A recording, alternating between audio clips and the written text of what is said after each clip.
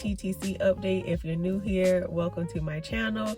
I'm Tanya and I'm documenting my fertility journey or infertility journey to baby number 2. Y'all, let's just get into it. So I saw my new OB today, the one that I told you guys that I found after the fiasco with the last man I saw last month, and she is great. I like her a lot so far. This is only my first appointment, but she is thorough. She asks questions. She looked at the labs that I came in with from my previous doctor.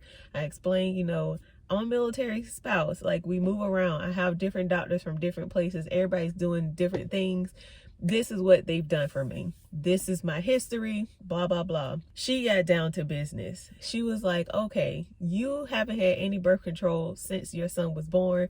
Any unprotected sex for the last 2 years is considered, you're in that infertility mark or whatever, because I haven't done anything to prevent pregnancy for the 2 years that my son will be 2 next month.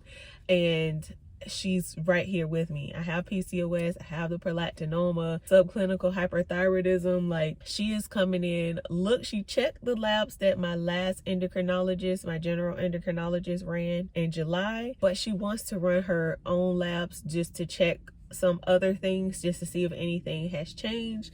And let's see, I told her, so here at this point in my current cycle, I'm on cycle day 17. I got my ovulation peak or surge via the Clear Blue ovulation test on cycle day 14. So on Tuesday, I'm coming back to get a lab draw to check my progesterone to see what's happening with that. And then I'm having a fasting insulin check, so I just can't eat or drink anything before my lab. And then I'm getting a AMH to check my egg reserve. I don't think anybody has ever checked my egg reserve. They could have, but I just don't remember. But she wants to check my egg reserve just to see how aggressive she needs to be. If things are low, then they need to be a little bit more aggressive, of course. So I'm glad she's actually getting that checked for me. And then I'm coming back to her for an ultrasound, because she actually does care what my ovaries look like, unlike the last doctor I saw last month who told me he didn't care what my ovaries look like, his patient with PCOS. So that is the first thing she's getting done for me, just to see where things are with my body. And then for my husband, because we haven't done any, my dad is calling. Okay, I had a phone call that came in and messed up me from recording. But for my husband, because we haven't done any type of fertility treatments or had his semen checked or anything like that since 2019, with our last July 2019 was our last IUI where we had sperm washing and checking sperm count and all that stuff done. So because things could have changed or whatever, just to check, she has ordered him to have a semen analysis done. And we just have to go to the fertility clinic here. That's the best one, she said, and we'll just have to pay out of pocket for it, but it's only $125 for that semen analysis to be done. So I like her so far. I did ask her for a therapist recommendation. She doesn't have one. She said she has like therapist recommendations for people who have been like who've had like sexual traumas and stuff like that, and they have like pelvic floor therapies and stuff like that. So she didn't have a therapist that specialized in like infertility support, stuff like that. So I'll still just kind of be on the hunt, but I'm feeling pretty good right now.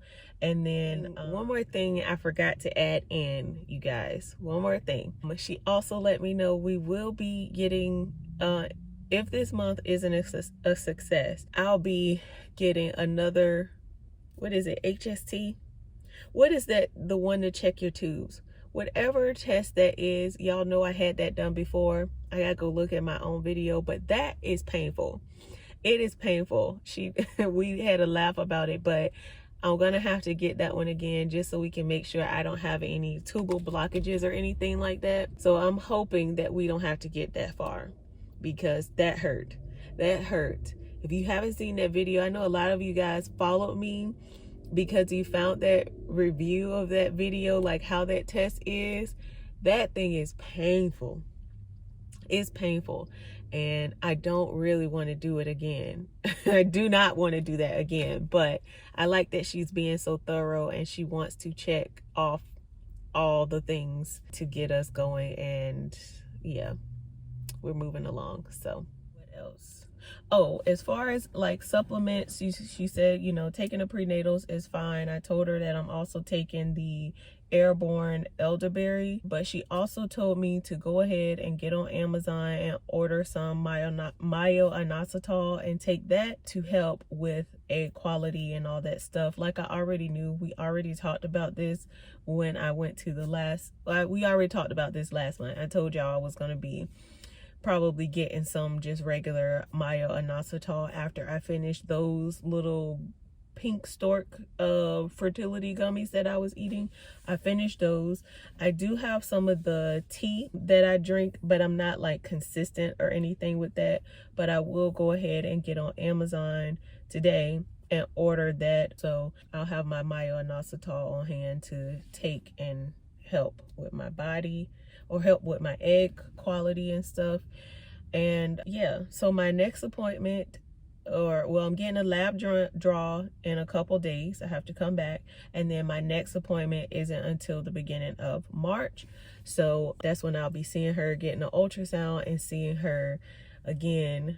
So we'll see, but I'll definitely still keep you guys updated on how my 2-week wait is going. And of course, I'll test out for pregnancy a few days before my cycle is expected. I'll go ahead and test it out so you guys can see what my tests and stuff come out to be. But I am hopeful and praying for success before we have to even get too deep into spending money for things. But I just feel so much better, y'all. I feel so much better that I have a doctor who cares, who, you know, wants to get her own understanding of my health so that she can make a healthcare plan based on my needs. That's all I ask for.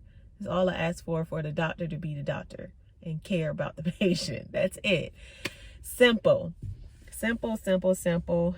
So yeah, I'm just really excited. I'm about to go head home now. Dion is waiting for me. I think he has some running around to do. He's working from home today, but I think his workload was light, so I feel like he's probably done with work. And then y'all, I can't stand tax time. It's so aggravating, but I'm probably gonna go home and finish working on these taxes and stuff. But I wanted to give you guys that update, let you know how everything is going after this first appointment. I had to sit in the car in the parking lot before I left and dump everything out of my brain so I don't have to remember anything later on. So yeah, that is it. As always, y'all, our babies are coming. Our babies are coming. Our babies are coming. Hang in there. Stay positive. Make sure you take breaks if you need to. Like, we got this. Take it a cycle at a time. One cycle at a time. That's all you can control. So I'll see you guys in the next one, in the next update, or whatever comes next. I don't know, but I'm feeling good about her, y'all. I'm feeling really good about her. I'll see you guys later.